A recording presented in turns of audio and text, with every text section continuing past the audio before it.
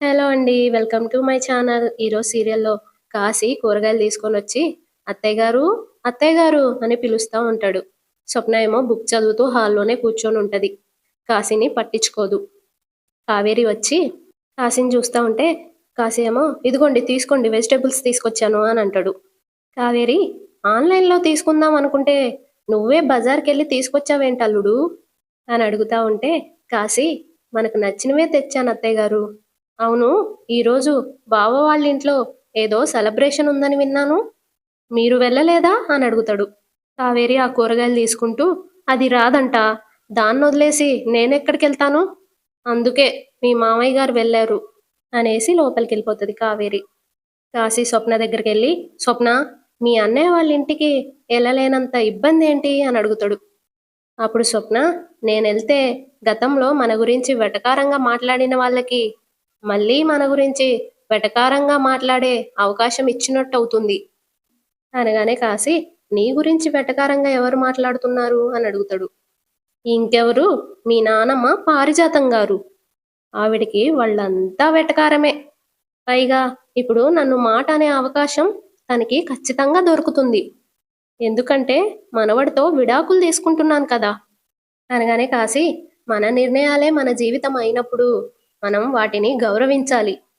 అవమానాలు ఎదురవుతాయి అని గడప యువతలే ఆగిపోతే జీవితం ముందుకెళ్ళదు కదా అని అంటా ఉంటే స్వప్న అంటే నేను లైఫ్ లాంగ్ ఎక్కడికి వెళ్లకుండా ఇలాగే ఉండిపోతా అనుకుంటున్నావా అని అంటది. అప్పుడు కాసి వెటకారంగా మాట్లాడిన వాళ్ళు ఎప్పుడైనా మాట్లాడతారు కదా అనగానే స్వప్న మన దగ్గర సమాధానం లేనంత వరకే వాళ్ళ మాటలు అని అంటా ఉంటే కాసి అయితే నీ దగ్గర ఉన్న సమాధానం ఏంటి అని అడుగుతాడు. వెంటనే స్వప్న నా పెళ్ళి. ఇప్పుడంటే వాళ్ళు అడగడానికి, అవమానించడానికి, ఎగతాళి చేయడానికి చాలా విషయాలుంటాయి. అదే నాకు మరో పెళ్ళయిందనుకో, నా మెళ్ళో ఉన్న తాళే నేనందరికీ ఇచ్చే సమాధానం అని అంటది. అలా అయితే నువ్వు ఇంకెప్పటికీ సమాధానం చెప్పలేవు స్వప్న అని కాశీ అంటాడు. ఎందుకని అని స్వప్న అడుగుతా ఉంటే, ఎందుకంటే ఈ పెళ్ళి జరగదు. వసంత్ నీ మెళ్ళో తాళి కట్టడు. ఎందుకంటే నువ్వు కట్టించుకోలేవు. ఈ పెళ్ళి ఎవ్వరూ ఆపలేరు. నీ అంతట నువ్వే ఆపుకుంటావు అనగానే స్వప్న సీరియస్గా ఈ పెళ్ళి జరుగుతుంది అని అంటది. ఈ పెళ్ళి జరగదు స్వప్న, నాకు ఇలా మాట్లాడే కాన్ఫిడెంట్ ఇచ్చింది నువ్వే. అదెందుకో నువ్వే ఆలోచించు అని అంటాడు. స్వప్న ఏమో కోపంగా ఆలోచిస్తూ ఉంటది. ఇటు వైరా పిఏ వైరా దగ్గరికి వెళ్ళి సాగర్ ఫోన్ చేశాడు బాస్ అని ఫోన్ ఇస్తాడు. వైరా కోపంగా లేడని చెప్పు అని అంటాడు.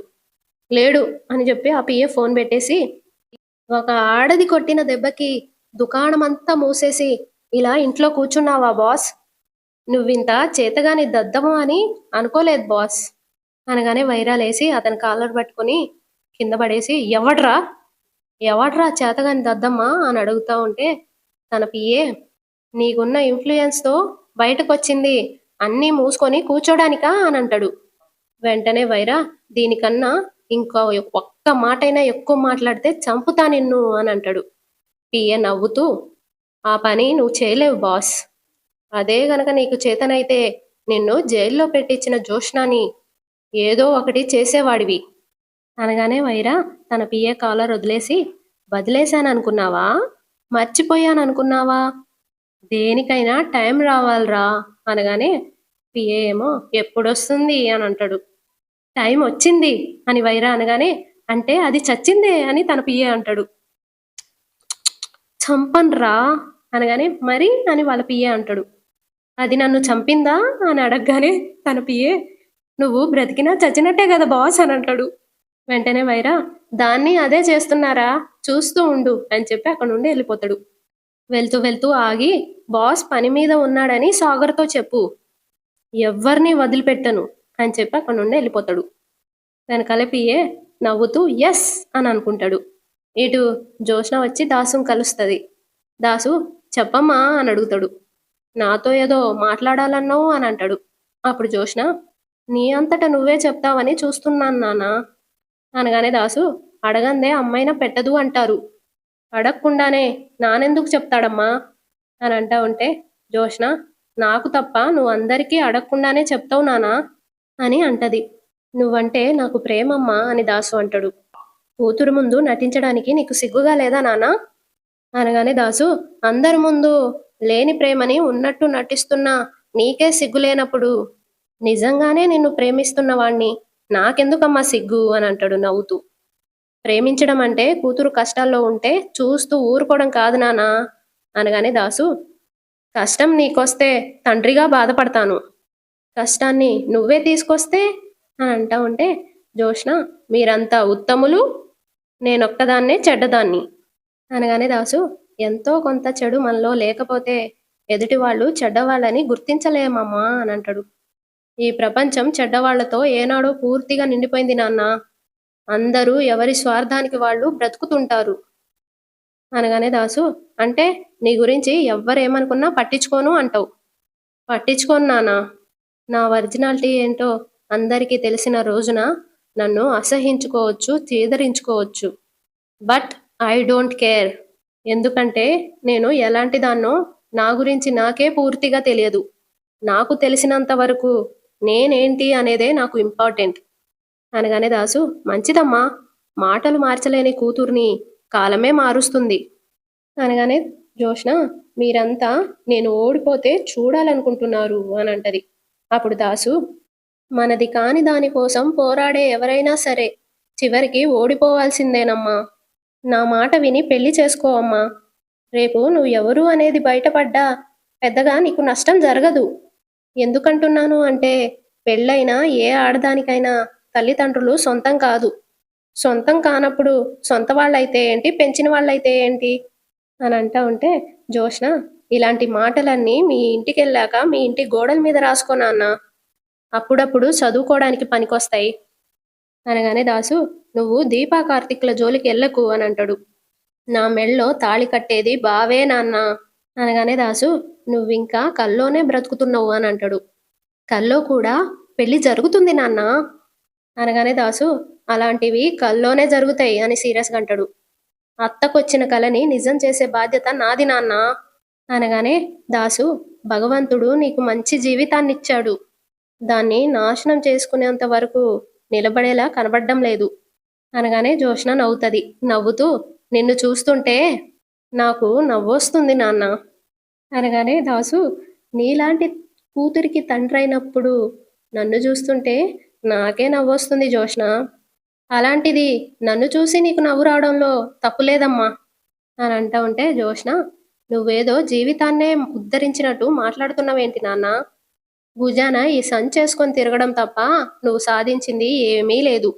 నీ కొడుకు జీవితం అలాగే తగలడింది, నీ కూతురు జీవితం అలాగే తగలడింది, ఇద్దరికి ఒక నమ్మకమైన భవిష్యత్తు లేకుండా చేసావు అనగానే దాసు, నీ తమ్ముడికేం కాదులే అమ్మా, ఎందుకంటే ఆ దేవుడు వాడికి నీలాంటి బుద్ధినివ్వలేదు అని అంటా ఉంటే జోష్న, అందుకే ఒక ఆడదాని దగ్గర కూడా చేతులు కట్టుకొని బ్రతుకుతున్నాడు అని అంటది. అప్పుడు దాసు, వాడి జీవితాన్ని వాడు బాగు చేసుకుంటున్నాడు, దాని విలువ నీకిప్పుడు తెలియదు, ముందు నువ్వు నన్నెందుకు పిలిచావో చెప్పు అనగానే జోష్న, నువ్వు బావ దీప మీ ముగ్గురు ఒక పార్టీ, ఇది నాకు క్లారిటీ ఉంది, ఏం చెప్పి గ్రానీని మీ పార్టీలోకి మార్చేశారు, ఇదే నాకు ఎంత ఆలోచించినా క్లారిటీ రావడం లేదు అని అంటా ఉంటే దాసు నవ్వుతూ, మేము ఏ పార్టీ పెట్టలేదు, ఎవరిని మార్చలేదు అనగానే జోష్న, ఆశ పెట్టారా భయపెట్టారా అని అడుగుతుంది. జీవితానికి రెండూ అవసరమేనమ్మా అని దాసు అంటాడు. అయితే ఏం చేసి గ్రానీని మార్చేశారో చెప్పు అని అడుగుతుంది. నాకేం తెలియదమ్మా, నేనెవరిని మార్చలేదు, కార్తీక్ దీపాల మంచితనమే మా అమ్మని మార్చేసింది అనగానే జోష్న, ఓకే నానా, మీరెవ్వరూ నిజాలు చెప్పరు, నేనే తెలుసుకుంటాను అని అంటది. నువ్వు పెళ్లి చేసుకో అమ్మా, ఓ తండ్రిగా నేను కోరుకునేది ఇదే అనగానే జోష్న, ఓకే నానా, తండ్రి కోరిక కూతురు తీర్చాలి, ఏదో ఒక రోజు నేను బావతో తాళి కట్టించుకుంటాను, దీవించడానికి నువ్వు అక్షింతలు చేతిలో పట్టుకొని రెడీగా ఉండు అని వెళ్తుంది. వెళ్తా ఉంటే దాసు జోష్న అని పిలుస్తాడు, ఆగుతుంది. నిన్నింకా ఆ దేవుడే కాపాడాలమ్మా అని అంటాడు. అవసరం లేదు నాన్న, నన్ను నేను కాపాడుకోగలను, ప్రమాదంలో పడతావమ్మా అనగానే నన్ను నేను రక్షించుకోగలను నాన్న, జాగ్రత్తమ్మా అని అంటాడు. ఆ మాట నీ దీపకు చెప్పు, నాకు కాదు అని చెప్పి అక్కడి నుండి వెళ్ళిపోతుంది. జ్యోత్స్న వెళ్ళిపోగానే దాసు ఒక పుట్టుక, ఒక చావు, ఒక బ్రతుకు అని అనుకుంటూ ఉంటాడు. ఇటు స్వప్నతో కాశీ ఎంత ఆలోచించినా నేను అడిగిన దానికి నీకు సమాధానం దొరకట్లేదు కదా అని అడుగుతాడు. అప్పుడు స్వప్న సమాధానం ఉంటే కదా దొరకడానికి అని అంటది. మరి వసంత్ నీకు గాజులు వేస్తున్నప్పుడు నువ్వెందుకు గాజులు వేయించుకోలేదు? దేవుడి మీద ఒట్టేసి చెప్పు స్వప్న, నీకు మనిద్దరి మధ్య జరిగిన ఏదో ఒక సంఘటన గుర్తొచ్చింది కదా? స్వప్నేమో ఆ రోజు గుర్తుకు తెచ్చుకుంటుందిగా, కాశీ గాజులేసేయి అది గుర్తుకు తెచ్చుకుంటుంది. అది గుర్తొచ్చే నువ్వు చెయ్యి వెనక్కి తీసుకున్నావు కదా స్వప్న? కాదు అని స్వప్న అంటది. అబద్ధం చెప్పకు, నాకేం అవసరం అని స్వప్న అంటది. నాకు గుర్తొచ్చింది అని కాశీ అనగానే అది నీ సమస్య అని అంటది. నీకు కూడా గుర్తొచ్చింది స్వప్న అనగానే లేదు అని అంటది. అయితే వట్టేసి నీకేం గుర్తుకు రాలేదని చెప్పు స్వప్న. స్వప్న అలా చూస్తూ ఉండిపోతుంది. నోరు అబద్ధం చెప్పినంత తేలిగ్గా కళ్ళు అబద్ధం చెప్పలేవు స్వప్న అనగానే స్వప్న నా కంటి భాష చదివేంత పొలిటికల్ మైండ్ నీకు లేదులే కాశీ అని అంటది. మరి గాజులెందుకు వేయించుకోలే స్వప్న అని అడుగుతాడు. ఆ రోజు మంచి కాదు కాబట్టి అనగానే కాశీ అయితే ఈరోజు వసంతని రమ్మని చెప్తాను, ఈరోజు మంచిదే అని అంటాడు. వెంటనే స్వప్న అసలు నువ్వు వసంత గురించి ఎందుకు మాట్లాడుతున్నావు అనగానే కాశీ నిన్న కూడా మంచిదే కాబట్టి అని అంటాడు. నీకెలా తెలుసు అని అడుగుతుంది. అనుమానం వచ్చి పంచాంగం చూశాను, తిది వారం నక్షత్రం అన్నీ సరిగ్గానే ఉన్నాయి, సరిగ్గా లేనిది ఏదైనా ఉంది అంటే అది నీ మనస్సు అనగానే స్వప్న నా మనసుని నువ్వు ఎనలైజ్ చేయాల్సిన అవసరం లేదు అని అంటది. వెంటనే కాశీ నువ్వు నా మీద కోపంతో ఈ పెళ్లి ఒప్పుకున్నావే గాని వసంత్ మీద ఇష్టంతో ఒప్పుకోలేదు అనగానే స్వప్న అయితే ఇప్పుడేంటి గాజులు వేయించుకోమంటావు అంతే కదా? నువ్వు వేసుకోలేవు అని కాశీ అంటాడు. సరే వసంతని పిలు, అతన్నే వేయమంటాను, అది కూడా నువ్వు చేయలేవు అని కాశీ అంటాడు. అసలు ఏంట్రా నీ ప్రాబ్లం అని స్వప్న అంటా ఉంటే కాశీ ప్రాబ్లం నాతో కాదు నీతోనే, నీతోనే నీకు ప్రాబ్లం ఉంది స్వప్న. నువ్వు వద్దనే దాన్ని దూరం చేసుకోలేకపోతున్నావు, కావాలి అనుకునే దాన్ని దగ్గరికి తీసుకెళ్ళలేకపోతున్నావు. ఒక ఆడది తన చేతికి మనసులో ఉన్న మనిషితోనే ఇష్టంగా గాజులు వేయించుకుంటుంది అని చెప్పిన నువ్వే వసంత్ గాజులు వేసేటప్పుడు చేతులు వెనక్కి తీశావు అంటే ఆ మనిషి నీ ముందున్నాడే గాని నీ మనసులో లేడు. నచ్చని వస్తువు ఇంట్లో ఉన్నా, నచ్చని ఆలోచన మన మైండ్లో ఉన్నా మనకి తెలిసిపోతుంది స్వప్న. అందుకే అది మనల్ని డిస్టర్బ్ చేస్తూ ఉంటుంది. వసంత్ని నువ్వు పక్కన కూర్చోబెట్టుకోవచ్చు, కానీ నీ జీవితంలోకి మాత్రం రానివ్వవు. నీ చెయ్యి పట్టుకోనివ్వచ్చులే గాని నీ మెళ్ళో తాళి కట్టనివ్వవు. ఎందుకంటే మన ప్రేమ తాలూకా ప్రతి జ్ఞాపకాన్ని నువ్వు ప్రతి క్షణం ఫీల్ అవుతున్నావు కాబట్టి. నీ పెళ్ళి ఎవ్వరు ఆపరు స్వప్న, నువ్వే ఆపుకుంటావు, నీకోసమే ఆపుకుంటావు. పెళ్ళి ఎందుకు ఆపావు అని కారణం అడిగితే పెద్దవాళ్ళు ఈరోజు మంచి రోజు కాదని నువ్వు వాళ్ళకి చెప్పలేవు. ఎందుకంటే మంచి రోజు అనేది క్యాలెండర్లోనూ పంచాంగంలోనూ ఉండద్దిల్లు, మన మైండ్లో ఉంటుంది. నీ ఆలోచన సరిగ్గా లేనంత కాలం నువ్వు ఎదురు చూసే మంచి రోజు ఎప్పటికీ రాదు. నువ్వు నన్ను యాక్సెప్ట్ చేస్తావో లేదో అనే దాని గురించి నేను మాట్లాడను. నిన్ను నువ్వు మోసం చేసుకోవద్దు అని చెప్తున్నాను. నిన్ను నువ్వు మోసం చేసుకున్నావు అంటే నన్ను నువ్వు మోసం చేసినట్టే. ఎందుకంటే నేను ఇంకా నిన్ను ప్రేమిస్తున్నాను కాబట్టి. నాతో జీవితం బాలేదని నువ్వెక్కడికి వెళ్తావు? నీకు నచ్చని జీవితంలోకే కదా. నీకే నచ్చనప్పుడు ఇంకెందుకు స్వప్న? నువ్వు ఎంచుకున్న జీవితం నీకు నచ్చనప్పుడు నిన్ను ప్రేమించే నాకెలా నచ్చుతుంది? ఒక వస్తువు ఎవరికైనా గిఫ్ట్ ఇచ్చే ముందు చాలా ఆలోచిస్తాం. అదే జీవితాన్ని ఇవ్వాలి అనుకున్నప్పుడు ఇంకెంత ఆలోచించాలి? Think about me and my love. నా కోసం కాదు, నీ కోసం. నీ కోసం ఒక్కసారి ఆలోచించు అని అంటా ఉంటే స్వప్న ఆలోచిస్తూ ఉండిపోతుంది. ఇటు దశరథ సుమిత్రతో ఏంటి సుమిత్ర, నువ్వేనా దీప గురించి ఇలా మాట్లాడేది అనగానే సుమిత్ర ఇన్ని రోజులు నేను చూసిన దీప వేరు, ఇప్పుడు చూస్తున్న దీప వేరు. మనల్ని ఎవరూ గమనించలేదు అనుకున్నప్పుడు మనతో మనం నిజాయితీగా ఉంటాం. అప్పుడే మన ఒరిజినాలిటీ తెలుస్తుంది అని అంటా ఉంటే దశరథ దీప ఏమీ కావాలని అనగానే సుమిత్ర మనం ఎవ్వరం ఆమె మాటలు వినట్లేదనుకొని దీప అలా మాట్లాడిందండి. అంటే తన ఒరిజినాలిటీ ఏంటి? జోష్న అంటే దీపకి ఇష్టం లేనట్టే కదా అని అంటా ఉంటే దశరథ తనలో తాను నువ్విలా తప్పుగా అనుకోవాలనే జోష్న ఇదంతా కావాలని చేసిందని అర్థమవుతుంది అని అనుకుంటాడు. సుమిత్ర ఏమో జోష్న గతంలో దీప విషయంలో కొన్ని తప్పులు చేసింది. అలాగే దీప కూడా జోష్న విషయంలో చాలా తప్పులు చేసింది. కానీ ఇప్పుడు అందరం కలిసిపోయాం కదా! ఇంకా ఎందుకు దీప జోష్నని ద్వేషించడం అని అంటా ఉంటే దశరథ్ తనలో తాను దీపే మన కూతురని సుమిత్రకి చెప్పాల్సిన టైం వచ్చింది అని అనుకుంటాడు. సుమిత్ర జోష్న మంచితనం వల్లే దీప ఈ ఇంట్లో అడుగు పెట్టగలిగింది అనగానే దశరథ ఎవరి మీద ఎవరు జాలి చూపించాలి? ఎవరు ఎవరిని ఈ ఇంట్లోకి తీసుకురావాలి? రావాలని రాసిపెట్టుంది కాబట్టే వచ్చింది అనగానే సుమిత్ర రావాలని రాసిపెట్టడం ఏంటి అని అంటది.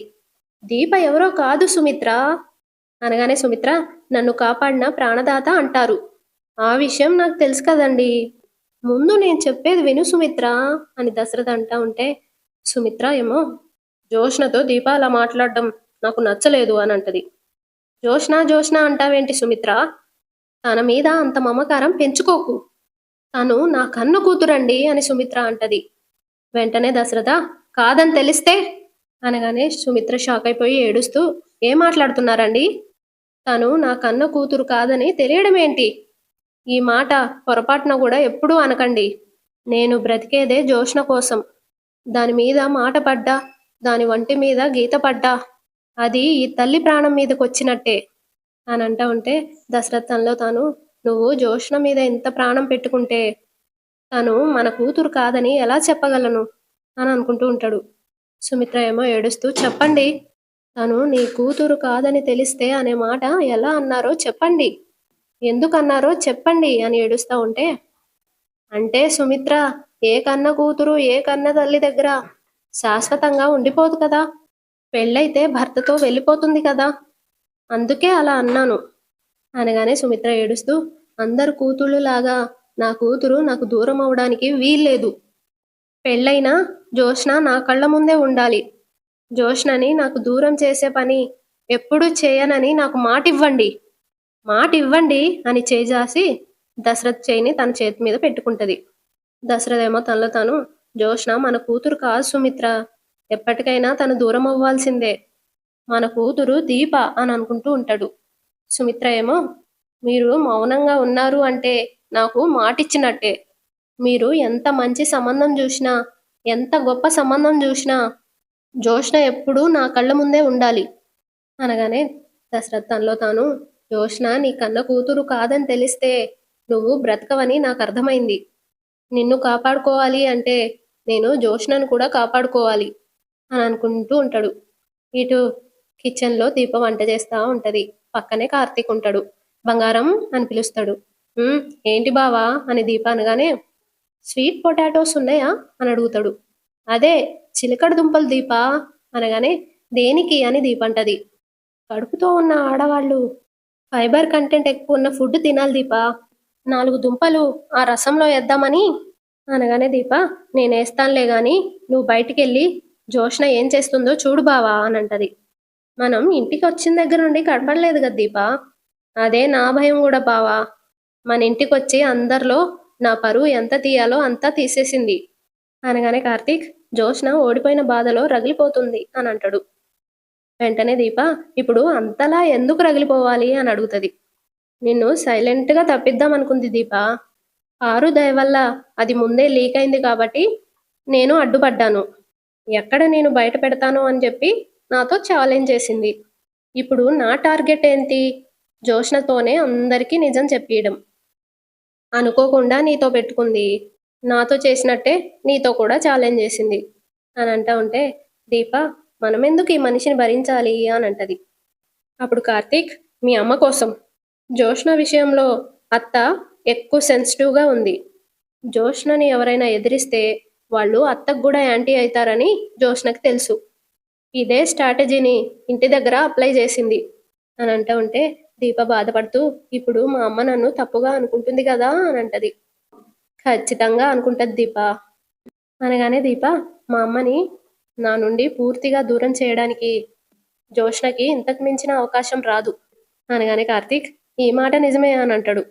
వెంటనే దీప ఇప్పుడు నా మీద ఏం తప్పుగా చెప్పినా మా అమ్మ నమ్ముతుంది బావా అని అంటూ ఉంటే కార్తీక్ నమ్ముతుందంటావా అని అడుగుతాడు. జోష్న నమ్మించగలదు బావా.